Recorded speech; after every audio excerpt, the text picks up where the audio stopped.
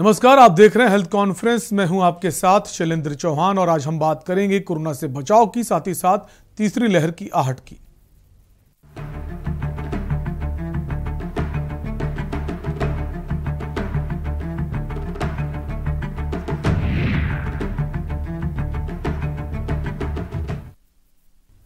एक सर्वे में 100% विशेषज्ञों ने माना है कि भारत में तीसरी लहर आएगी ही। 85% ने कहा है कि अक्टूबर में तीसरी लहर आएगी।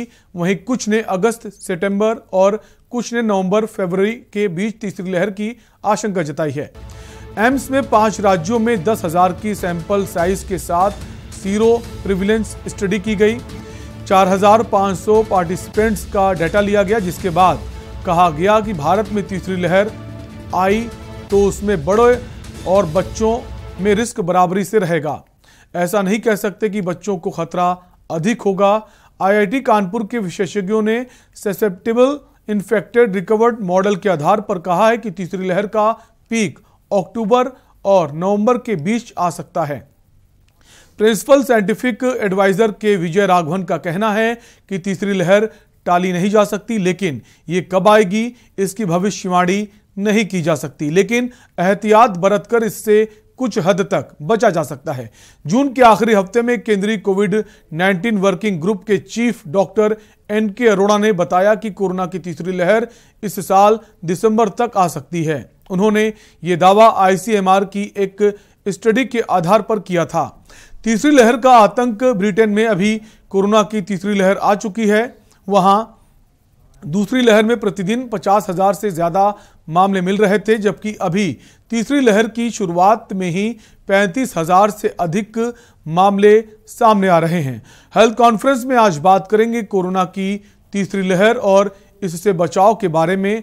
अपने एक्सपर्ट डॉक्टर से जो सवाल करेंगे वो सवाल हैं: बच्चों पर तीसरी लहर का ज्यादा खतरा, कितना सच? 2 से 17 साल के बच्चों के सीरो सर्वे में पॉजिटिविटी रेट 55% था। वायरस एस रिसेप्टर के जरिए शरीर में प्रवेश करता है, ये भी सवाल करेंगे। बच्चों में कोविड का खतरा कम है तो भी क्या उन्हें मास्क लगाना जरूरी है? 2 साल से ऊपर के सभी बच्चों को मास्क लगाना चाहिए। ऐसे कई सारे सवाल हैं जो आज हम अपने डॉक्टर्स के जो पैनल है उनसे करेंगे। बच्चों पर तीसरी लहर का खतरा जो है वो कितना ज़्यादा है, इसमें क्या सच्चाई है, ये वो सवाल हैं जिन पर आज हम अपने डॉक्टर से पूछेंगे। 2 से 17 साल के बच्चों के सीरो सर्वे में पॉजिटिविटी रेट 55% था। वायरस एस रिसेप्टर के जरिए शरीर में प्रवेश करता है।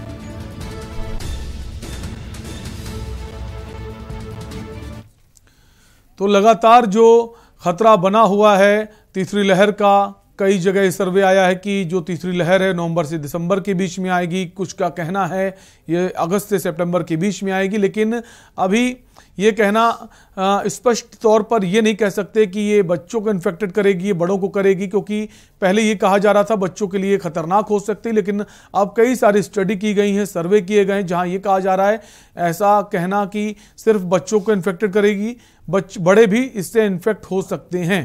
तो लगातार इसी पर हम बात कर रहे हैं कि तीसरी लहर जो है उसका कितना खतरा होगा, क्योंकि जो आंकड़े हैं भारत की अगर बात करें तो कई जिलों में अभी भी जो कोरोना केसेस के आंकड़े आ रहे हैं वो डराने वाले हैं। अचानक से फ्लैक्चुएट हो रहे हैं, कभी कम हो जाते हैं तो कभी ज़्यादा हो जाते हैं। और इसी पर हम बात करेंगे। हमारे साथ डॉक्टर वीएन त्रिपाठी जुड़ गए हैं, पूर्व डीजीएमई हैं, वरिष्ठ चिकित्सक हैं और सर जो हैं शुरू से ही कोविड वैक्सीन का जो कोवैक्सीन का ट्रायल था उससे जुड़े रहे हैं और कई वर्षों का अनुभव है। सर बहुत बहुत स्वागत है आपका। सर क्या अब हम ये माने कि तीसरी लहर की जो बात कही जा रही है अगस्त सितंबर में आएगी और कोई कह रहा है दिसंबर में आएगी, नवंबर में आएगी, लेकिन जिस तरह से जो आंकड़े फ्लैक्चुएट हो रहे हैं, कभी 30,000, कभी 40,000, कभी 44,000, क्या कहेंगे कि तीसरी लहर ने दस्तक दे दी है या फिर अभी हम दूसरी लहर से ही मुक्ति नहीं पा पाए? जी आरिश, बिल्कुल। मैं फिर कहूंगा कि लहर कह के नहीं आती, लहर कह के नहीं आती है। जैसे ही एक सेकंड लहर का जो पीक हुआ उसके बाद ये करीब करीब ना के बराबर केसेस आने, जैसे कानपुर में 1, 2, 4, 5 आ रहे हैं, लखनऊ में आ रहे हैं ऐसे। इसका मतलब सेकंड लहर खत्म हो गई। और इसके बाद जब केसेस नए सिरे से शुरू होने लगते हैं तो इसको हम कहते हैं कि तीसरी लहर हो गई या फिर नए सिरे से इन्फेक्शन फैला। ये कहां से फैला ये बड़ा क्लियर है कि अपने देश में कुछ स्टेट्स में ऑलरेडी काफी तेजी से चल रहा है, जैसे कि केरला है, महाराष्ट्र है, तमिलनाडु है।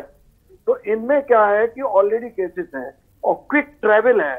आज केरल में है, 2 दिन बाद ट्रेन से या प्लेन से कानपुर आ गए, लखनऊ आ गए, और वहां ये पॉजिटिव नहीं है, लेकिन बीच में ये इंक्यूबेशन पीरियड में से इन्फेक्शन लगा है, संक्रमण को वहां हुआ है, लेकिन वो पॉजिटिव आने में 3 या 4 दिन लगते हैं और सिम्टम आने में भी लगते 3-4 दिन। तो उसका ये हुआ कि ट्रेवल पीरियड में इनको डायग्नोसिस नहीं हो पाया। इनका RT-PCR जब केरला में कराया, महाराष्ट्र में कराया, नेगेटिव आया और यहाँ आके पॉजिटिव।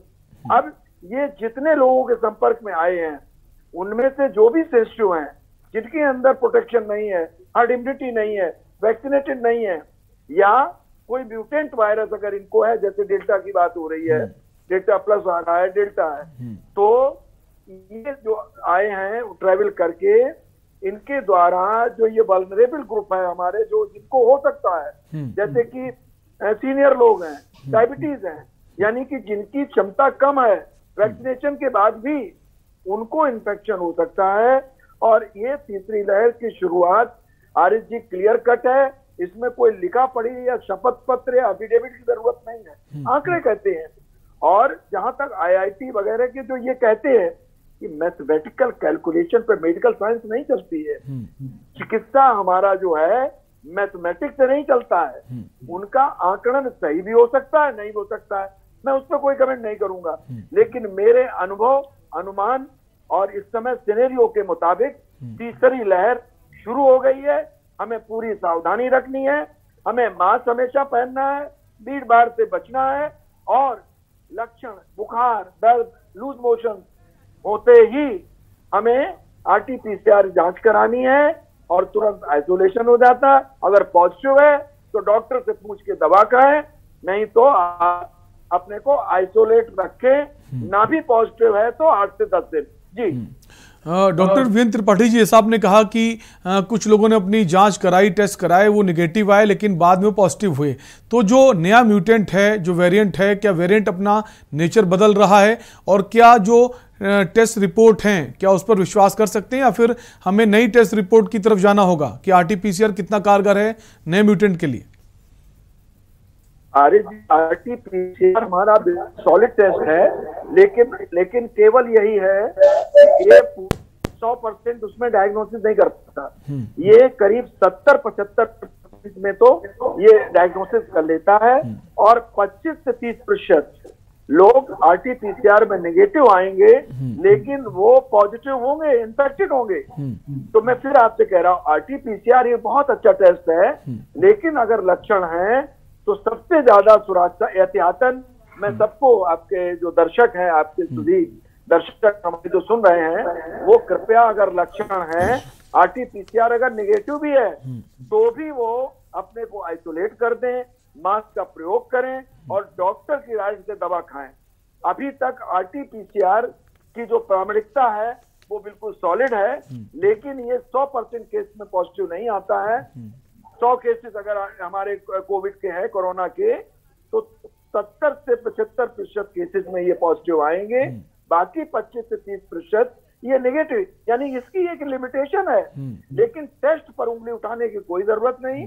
ये बहुत ही दुनिया में जाना माना टेस्ट है, माइक्रोबायोलॉजिस्ट और सारे लोगों ने इसको प्रमाणित किया है। ICMR, WHO और CDC अटलांटा, जो centre of disease control and prevention America में है, US में है, जो दुनिया का टॉप मोस्ट ऐसी डिजीजेस के लिए सेंटर है, उन्होंने भी इस पर मोहर लगाई है। तो RT-PCR चाहे कोई वेरिएंट हो, उसमें कोई चिंता की बात नहीं, RT-PCR जरूर कराएं, ये प्रामाणिक है, ऑथेंटिक है और सही है। जी डॉक्टर वीरेंद्र त्रिपाठी जी, जैसा आपने कहा कि तीसरी लहर की दस्तक हो चुकी है और बहुत एहतियात बरतने की ज़रूरत है। लेकिन अभी 2 दिन पहले प्रेस कॉन्फ्रेंस की गई थी स्वास्थ्य मंत्रालय की तरफ से, जो सचिव थे स्वास्थ्य के, उन्होंने कहा था कि जो इस वक्त आंकड़े कई प्रदेशों में देखा जा रहा है, लगातार नंबर्स जो हैं केसेस के बढ़ रहे हैं। तो उनका ये कहना है कि जो हम दूसरी लहर जो है, सेकेंड वेव जो चल रही है, उसी से अभी हम छुटकारा नहीं पा पाए हैं। तो उन्होंने तीसरी लहर की बात नहीं कही।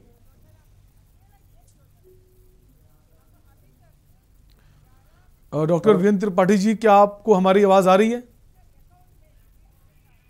हाँ, आवाज जी।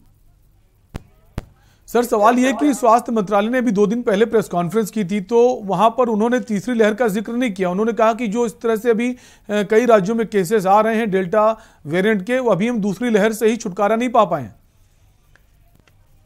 बिल्कुल आप सही कह रहे हैं। एक ओवरलैपिंग पिक्चर है। और मैं फिर कह रहा हूं, ये दूसरी लहर का अंत है या तीसरी लहर की शुरुआत है, इसको हमारे आम लोगों को, ये साइंटिस्ट, वैज्ञानिक, चिकित्सक, इनको सोचना है। और आरिफ जी, हम एज एन इंडिविजुअल और एक जन मानस या एक ऑर्डिनरी इंडिविजुअल होने के नाते जनता को राय है वो दूसरी तीसरी लहर के चक्कर में ना पड़े। अगर उनको लक्षण होते हैं तो वो तुरंत RT-PCR कराएं, अपने को आइसोलेट कराएं, और जितनी जल्दी हो सके अवेलेबल वैक्सीन जो है अपनी है, कोवैक्सीन, कोविशील्ड और स्पुतनिक भी आ गई है, इनमें से कोई भी वैक्सीन लगवा ले डॉक्टर की राय से, फिर सेकंड डोज लगवाएं और लक्षण होने पे अपनी जांच कराएं। पॉजिटिव है या नेगेटिव है उसके बावजूद भी 8 से 10 तक आइसोलेट रखें, भीड़ भाड़ वाली जगह ना जाएं, अलर्ट रहें। मैं आपसे फिर कह रहा हूं, हम लोग सुस्त हो जाते हैं, हम लोग सोचा खत्म हो गया, पार्टी, भीड़, स्कूल, कॉलेज सब खुल गए, दुकानें खुल गई, रेस्टोरेंट खुल गए। उससे क्या होता है, तीसरी लहर को बढ़ने का मौका मिल जाता है। तो लहर वहर की बिल्कुल वो ना करें, कृपा करके वही प्रोटोकॉल जो फॉलो करें जो हमारे पहली, दूसरी, तीसरी लहर में जो है, लहरों को ना गिने, केवल अपना बचाव रखें और भीड़ भाड़ वाली ना जगह, मास्क का प्रयोग करें और सिम्टम होने पर, लक्षण होने पर अपनी जांच कराएं, डॉक्टर की राय से ज्यादा कठिन कॉम्प्लेक्स लहरों के चक्कर में ना पड़े। ये मेरा व्यक्तिगत मत है। बिल्कुल सर, एक सवाल ये भी है कि लगातार जो ट्रैवलिंग हो रही है, लोग जैसे जैसे केसेस कम हो रहे हैं, लोग घूमना शुरू कर दिए हैं। लोग उत्तराखंड जा रहे हैं घूमने के लिए, हिल स्टेशन जा रहे हैं, लोग केरला भी जा रहे हैं, जबकि वहाँ केसेस अभी बहुत ज़्यादा हो रहे हैं। तो क्या सरकारों की तरफ सख्ती नहीं करी जानी चाहिए कि अब जो टूरिज्म है उसको कुछ समय के लिए रोक दिया जाए? देखिए आरिफ जी, सरकार इतने बड़े देश में, इतने बड़े मुल्क में सब कुछ नहीं कर सकती है। हमें एक जिम्मेदार नागरिक की तरह इन सब चीजों का ध्यान रखना होगा। और जैसा कि माननीय मोदी जी ने कहा था कि जान है तो जहान है, मैं फिर कहूं आपके चैनल के माध्यम से, पहले भी कई बार मैं कह चुका हूं, हम 2 साल तक 22 के अंत तक पार्टी, फंक्शन, बर्थडे सेलिब्रेशन, चालीसा, फातिया कृपा करके भूल जाएं। हमें देश को बचाना है, खुद भी बचना है, लोगों को बचाना है।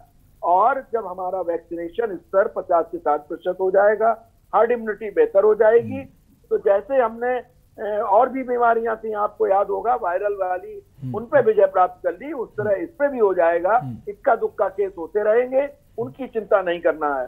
तो मेरा सबसे अनुरोध है कि पूरी सावधानी बरतें, खासकर जो कोमॉर्बिड हैं, छोटे बच्चे हैं, हमारे सीनियर सिटीजन हैं, या जिनको और भी बीमारियां हैं, किडनी की, लिवर की, या हार्ट की, डायबिटीज की, कुपोषण की, ये लोग तो बिल्कुल भीड़ भाड़ में न जाएं, पूरी सावधानी बरतें और लोगों को समझाएं। तो ये जो टूरिज्म का हो रहा है ना जी, तो मेरे ख्याल से मैं समझ नहीं पा रहा हूँ कि हमारे यूथ कैसे जगह, मैंने मसूरी में देखा, मैंने देहरादून में देखा, मैंने शिमला में देखा टीवी पर, कि लोग बिल्कुल चिंतित नहीं है और भीड़ भाड़ जा रहे हैं और एक तरह से बिना कोविड-19 के प्रोटोकॉल को फॉलो किए एक तरह से ऐश किए जा रहे हैं। इस पे मैं बिल्कुल सहमत नहीं हूं और मेरा अनुरोध है कि वो ऐसा करने से बचे। लेकिन सवाल ये सर, ये मानते नहीं है, कुछ लोग ऐसे हैं वो बिल्कुल नहीं मानते, उनको कोई परवाह ही नहीं, उनको लगता है कोरोना खत्म हो गया। मेरा सवाल ये है कि सर, जो जिन राज्यों में केसेस ज्यादा आ रहे हैं उनको रोक लगा देनी चाहिए कि आपके पास टेस्ट आपने कराया हो, आपने दोनों डोज ली हो, फिर भी वो कुछ समय के लिए पर्यटन पे रोक लगा दी। जैसे केरला है, महाराष्ट्र है, ऐसी जगहों पर अगर आपको आवश्यक काम है, बहुत ज़रूरी काम है, आपको ट्रेवल करना है, तो आप आ सकते हो। उसको लेकर भी जो नियम है, टेस्ट रिपोर्ट पॉजिटिव रखें, आपको वैक्सीनेशन हो गया, ऐसे नियम बनाने की जरूरत है सर। बिल्कुल जरूरत है आरिफ जी, बिल्कुल, मैं पूरी तरह सहमत हूँ। सख्ती अनुशासन, लोगों की जान बचाने के लिए राज्य सरकारों को आगे आना चाहिए। त्योहारों को देखते, जैसा मैं नहीं जाऊंगा, अभी बीच में ईद और बड़े त्योहार हुए, सरकार ने ढील दे दी जनता की मांग को देखते हुए, तो वो कतई मैं उससे सहमत नहीं था। कोई भी त्योहार हो, किसी वर्ग को, किसी संप्रदाय को, सरकारों को सख्ती करनी पड़ेगी। और अगर सरकारें सख्त नहीं रहेंगी तो तीसरी लहर की विभीषिका से हम बच नहीं सकते हैं। और ये जनता छोड़ दे कि तीसरी लहर अभी आएगी, मैं फिर कह रहा हूं, तीसरी लहर कह के नहीं आएगी, तीसरी लहर की आहट शुरू हो गई है। केरल, महाराष्ट्र से यहाँ आएंगे और वो यहाँ फैलाएंगे। और यूथ हमारा जो है, यंग यूथ 20 से 30 वाला है, ये सबसे ज्यादा, we call it super spreaders. ये बहुत घूमते हैं, एक्टिव होते हैं, इनमें खतरे भी कम होते हैं, लेकिन ये फैलाने में बड़े महत्वपूर्ण है। मेरा अनुरोध अपने यंग पॉपुलेशन से है कि वो भी सावधान रहें और इसको स्प्रेड करने से रोकें, वैक्सीनेशन कराएं और पूरी सावधानी बरतें। और राज्य सरकारों को चाहिए सख्ती बरतें। मुझे समझ में नहीं आता है कि राज्य सरकारें क्यों नहीं कड़े कदम उठा रही हैं, चाहे टूरिज्म में हो, चाहे ट्रैवल में हो, और चाहे तरह तरह के मॉल और सोशल जो मेलाज हैं, इनमें जो भीड़ इकट्ठी हो रही है, उनको सख्ती से निपटना चाहिए। जी बिल्कुल। सर, जैसे आपने अभी महाराष्ट्र और केरल का जिक्र किया, अगर हम महाराष्ट्र की बात करें, वहां पर भी केसेस काफ़ी ज़्यादा संख्या में आ रहे हैं। अभी कम होना, हालांकि पहले से काफ़ी कम है, लेकिन अभी भी केसेस लगातार बने हुए हैं। लेकिन स्थिति यह है कि वहां पर जो डेथ रेट है वो केरल के मुकाबले ज़्यादा है। एक्टिव जो केसेस हैं, जो कोरोना के पॉजिटिव केसों की संख्या वो कम है, लेकिन आपके डेथ रेट ज़्यादा है। और केरल में डेथ रेट इतना नहीं है, हालांकि पॉजिटिविटी रेट बहुत ज़्यादा है। तो इसके पीछे क्या रीज़न है सर, समझना चाहेंगे आपसे। क्या वेरिएंट जो है वो थोड़ा अलग है केरल में, और अगर जो महाराष्ट्र में है वो अलग है? जी, आजकल जो दुनिया भर में आ रहे हैं, नया जो डेल्टा वेरिएंट है, डेल्टा प्लस है, ये महाराष्ट्र में थोड़ा ज्यादा आ रहा है, जो जेनेटिक स्टडी हुई है, और केरला में थोड़ा अलग है। लेकिन मैं फिर कह रहा हूँ, दुश्मन चाहे छोटा हो बड़ा हो, शेर ये छोटा शेर है, ये बड़ा शेर है, ये नहीं चलेगा। मैं प्रोटोकॉल बिल्कुल यूनिफॉर्म होने चाहिए और सभी से सावधानी की जरूरत। हाँ, पैनिक नहीं। एक तीसरी लहर वाले में था कि यंग पॉपुलेशन ज्यादा सफर करेगी, बच्चे और बड़े। मैं खुद चाइल्ड स्पेशलिस्ट हूँ, 20 साल तक के बच्चों और किशोरों को देखता हूँ। ऐसा मुझे अभी बच्चों और किशोरों में कुछ नहीं मिला, ना ही कोई आजकल ICMR या जो हमारे हेल्थ एक्सपर्ट हैं कंट्री के, मैं उनसे टच में हूँ। हमारी भारतीय बाल रोग अकादमी भी है, उनके भी एक्सपर्ट हैं। मैं राष्ट्रीय उपाध्यक्ष भी हूँ बाल रोग अकादमी का। तो हमने डिस्कस किया, ऐसा कोई नहीं है कि हमारे बच्चे ज्यादा सफर करेंगे। हाँ, एक पॉसिबिलिटी थी कि वैक्सीनेशन क्यों बच्चों में नहीं हुआ है, अभी केवल ट्रायल चल रहे हैं, तो संभावना थी।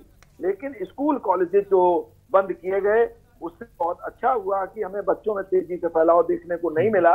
और जैसा कि बड़ों में है, उसी तरह बच्चों को कोई स्पेशल खतरा नहीं है, जैसा कि पहले एप्रीहेंशन था, डर था। जी ठीक है सर, एक ब्रेक का वक्त है। हम चाहेंगे आप हमारे साथ बने रहें। ब्रेक के बाद वापस आएंगे और इसी पर हम कुछ और सवाल करेंगे।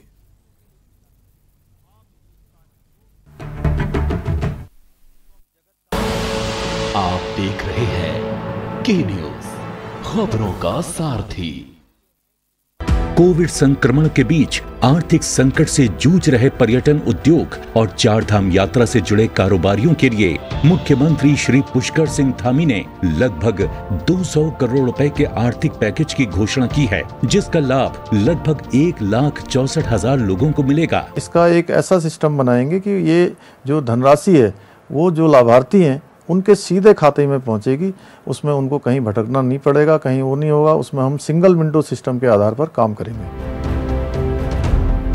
पर्यटन से जुड़े 50,000 पंजीकृत व्यक्तियों को 2,000 रुपए की दर से 6 महीने तक आर्थिक सहायता दी जाएगी। पंजीकृत टूर ऑपरेटरों और एडवेंचर टूर ऑपरेटरों रिवर गाइड्स और नैनीताल और टिहरी झील के बोट संचालकों को 10,000 रुपए की दर से आर्थिक सहायता उपलब्ध कराई जाएगी। इन क्षेत्रों में व्यावसायिक गतिविधियों के लाइसेंस शुल्क में भी छूट दी जाएगी। सार्वजनिक सेवा यानों के 1 लाख से अधिक कार्मिकों और सांस्कृतिक दलों को भी आर्थिक सहायता दी जाएगी। वीर चंद्र सिंह गढ़वाली एवं दीनदयाल उपाध्याय होम स्टे योजना के तहत ऋण पर 6 माह के लिए ब्याज प्रतिपूर्ति सहायता प्रदान की जाएगी। कोरोना महामारी से हुए नुकसान से पर्यटन उद्योग को उबारने के लिए उत्तराखंड सरकार निरंतर कार्यरत है। सबका साथ, सबका विकास, सबका विश्वास। आप देख रहे हैं के न्यूज, खबरों का सारथी। ब्रेक के बाद एक बार फिर आपका स्वागत है। आप देख रहे हैं हेल्थ कॉन्फ्रेंस, जहां हम बात कर रहे हैं कोरोना की तीसरी लहर को लेकर, क्योंकि कई ऐसे राज्य हैं देश के जहां पर अभी भी आंकड़े काफ़ी ज़्यादा बढ़ रहे हैं। केरला की बात करें, महाराष्ट्र की बात करें, नॉर्थ ईस्ट की बात करें, उसको लेकर एक डर का माहौल है। इसी पर हम चर्चा करें। हमारे साथ डॉक्टर और प्रोफेसर वीरेंद्र त्रिपाठी जी हैं। वापस वीरेंद्र त्रिपाठी जी के पास आएंगे। सर, अभी तक जितने वेरिएंट आए हैं उसमें सबसे ज़्यादा खतरनाक डेल्टा वेरिएंट रहा है। अब आज ये खबर आई कि चाइना में भी डेल्टा प्लस वेरिएंट के मामले सामने आए हैं, तो क्या ये वेरिएंट खत्म नहीं होगा? ऐसे ही चक्कर लगाता रहेगा, राउंड करता रहेगा, ट्रेवल करता रहेगा? शैलेंद्र जी क्षमा चाहिए, मैं नाम भूल गया था। शैलेंद्र जी जी कोई बात नहीं सर। जी आपने जो कहा है जी वो सही है कि चाइना तक में ये डेल्टा प्लस वेरिएंट है। हमने आपको बताया था ये बहुत बहुरूपिया वायरस है, और बहुरूपिया होने के नाते ये परिस्थितियों के हिसाब से, देश के हिसाब से और इंडिविजुअल के हिसाब से अपना म्यूटेशन, इसको सरवाइव होना है, तो सरवाइव करने के लिए ये बदलता रहता है। तो ये बिल्कुल है कि डेल्टा प्लस वेरिएंट के जो इन्फेक्टिविटी है, इसका स्प्रेड है, बहुत तेजी से होता है। इसका कुछ ऑर्गन जैसे लंग्स हैं, फेफड़ों के लिए ये बहुत ज्यादा, ये ब्लड में कोएगुलेशन को बहुत गड़बड़ करता है, ये मस्तिष्क में भी अटैक करता है। तो ये जब है तो बिल्कुल ये ज्यादा मतलब मुसीबत की बात कह सकते हैं। लेकिन मैंने आपको कहा ना, क्योंकि हार्ड इम्यूनिटी बेटर हो गई है, वैक्सीनेशन का कवरेज भी बेटर हुआ है, तो हमारी जनता को, लोगों को घबराने की जरूरत नहीं है। मैं फिर कह रहा हूँ, पैनिक होने की जरूरत नहीं है, लेकिन सावधानी, अलर्टनेस रखना है और इसमें लापरवाही नहीं बदलनी है। मैंने फिर कहा 1 साल कम से कम 22 के अंत तक हमें तरह तरह की उससे बचना है, पूरी सावधानी रखनी है, ट्रेसिंग, सरकार को ट्रेसिंग करनी है, टेस्ट करना है और ट्रीटमेंट करना है। और इसमें तरह की दवाओं का होल्डिंग ना करें, तीसरी लहर आने वाली ऑक्सीजन सिलेंडर रख लें, फलानी दवा रख लें, इसका कोई इलाज ही नहीं है। मैं जनता को फिर कह दूं, क्योंकि मैं करीब 40-42 साल से चिकित्सा के क्षेत्र में हूं, मैं कह दूं आपसे अपने अनुभव से कि इस बीमारी का कोई इलाज ही नहीं है। तो सर सवाल, सर जैसा आपने कहा इस बीमारी का कोई इलाज नहीं है, तो क्या आने वाले समय में हम इसका इलाज ढूंढ पाएंगे, या फिर वैक्सीनेट होने के बाद हम मान लें कि वैक्सीनेट हो गए, अब हमें किसी चीज का डर नहीं है? शैलेंद्र जी, जैसे कि पोलियो था, आपको याद होगा, पोलियो, खसरा है, ये भी वायरल की बीमारियां हैं। तो इनमें भी ये होता था कि इनका कोई इलाज नहीं होता था। जैसे पोलियो में जब बच्चे को अटैक होता था पाँव में, तो हम उसकी फिजियोथेरेपी करके कोशिश करते थे, लेकिन पोलियो का कोई एंटी पोलियो वायरस नहीं बना, एंटी कोविड वायरस नहीं बना, एंटी कोविड-19 दवा नहीं बनी है। लेकिन इनसे जो होता है, जैसे कि निमोनिया हुआ, सांस लेने में दिक्कत, ऑक्सीजन दे दी। अगर उसका ब्लड प्रेशर कम है तो ब्लड प्रेशर बढ़ाने वाली दे दी। सांस फेल हो रही है तो वेंटिलेटर रख दिया। आप मेरी बात को समझिए। तो एंटी कोविड-19 स्पेसिफिक दवा अभी तक दुनिया में नहीं बनी है। कुछ एंटी वायरल दवाएं हैं, वो भी कुछ केसेस में विशेषज्ञ डॉक्टरों की सलाह से ही दी जाती हैं। तो ये जनता बिल्कुल समझ ले, क्योंकि इसका कोई माकूल इलाज अभी तक नहीं है। और वैक्सीनेशन बहुत जरूरी है, क्योंकि अगर बात करें डॉक्टर साहब की, अगर अमेरिका की बात करें, अमेरिका में जैसा इस वक्त बहुत ज्यादा केसेस आ रहे हैं, लेकिन अच्छी बात यह कि ज्यादातर लोग जो वहां पर हैं सबको वैक्सीन लग चुकी है, सब वैक्सीनेटेड हो चुके हैं, इसलिए वो इन्फेक्टेड हो रहे हैं, लेकिन उनको क्रिटिकल कंडीशन नहीं आ रही है। तो अगर हम वैक्सीनेटेड हो जाते हैं तो ये मान लें कि हमारी कंडीशन बहुत ज़्यादा खराब नहीं होगी कोरोना अगर पॉजिटिव फिर से होते हैं। जी बिल्कुल, हमारे यहाँ भी ये देखिए, मैं वही बात कह रहा हूँ आपसे कि हमें वैक्सीनेशन के बाद हल्का फुल्का कोविड-19 इन्फेक्शन हो सकता है लेकिन बीमारी नहीं होगी। और जनता को समझना पड़ेगा कि इन्फेक्शन और बीमारी में फर्क है। जैसे संक्रमण और बीमारी दोनों में फर्क है। हमें हल्का फुल्का इन्फेक्शन हुआ और हमारा 5-7 दिन हमको थोड़ी हल्का फुल्का जुकाम हुआ या बदन में दर्द हुआ, हल्का बुखार हुआ, ठीक हो गया क्योंकि हमारे टीके लगे थे। बिल्कुल, वैक्सीनेशन बहुत जरूरी है। अगर वैक्सीनेट आप हो जाते हैं तो आप इन्फेक्टेड तो होंगे लेकिन बहुत ज्यादा डरने की जरूरत नहीं है। बहुत बहुत शुक्रिया सर, आप हमसे जुड़े और तमाम सारी जानकारियां साझा की। तो हेल्थ कॉन्फ्रेंस में हम बात कर रहे थे थर्ड वेव को लेकर, लेकिन जो अभी भी कई राज्यों में केसेस बढ़ रहे हैं। हालांकि डरने की जरूरत नहीं, आप वैक्सीनेशन जरूर कराएं, मास्क जरूर लगाएं, सैनिटाइजर का उपयोग अवश्य करें। फिलहाल हेल्थ कॉन्फ्रेंस में इतना ही। देखते रहिए के न्यूज़ इंडिया। नमस्कार।